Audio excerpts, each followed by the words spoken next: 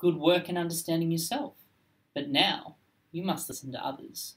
When we looked at this week, we started looking at the listening process. So we started with predicting, so preparing your senses for information, receiving, taking in the data through your five senses, attending, so paying attention to particular stimuli, assigning meaning, remembering, and assessing, so evaluating what's going on. So remember that process. The other things we looked at were three different types of listening. So we talked about attentive listening, so making those assumptions about the message and filling in the gaps, so what you'd be doing right now, hopefully. Passive listening, just taking in the information without processing or enhancing. Hopefully that's not what you're doing. And active and empathetic listening, so a two-way process involving attention, clarification, and message processing.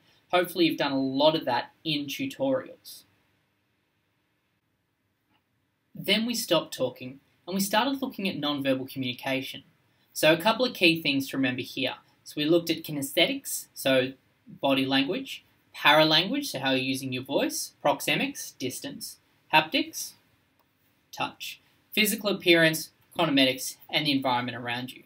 We also talked about things like hand gestures, rolling the eyes, nodding the head, and looking away while somebody's speaking, and how that indicates to us particular messages. So remember those sort of things for the exam. What I really want you to look at in this is the benefits and limitations of teams. We talked about the characteristics of effective teams, communicating with others in the teams, we all worked in teams, and we also looked at Belbin's team roles. Remember, that's one of the few things that hasn't been assessed yet this semester. In terms of benefits of teams, we looked at increased creativity and problem solving. Hopefully you've got some good examples from your groups in terms of that. Making higher quality decisions, improved processes, and the global competitiveness. There's also limitations in terms of group think, social loafing, quality concerns, and timeliness. Things that I want you to think about in here as well is looking at the textbook and looking at the readings that we had online to try and build that benefits and limitations of teams knowledge that you have. Meetings, meetings, meetings. You would have had a lot of meetings, some were effective, some weren't.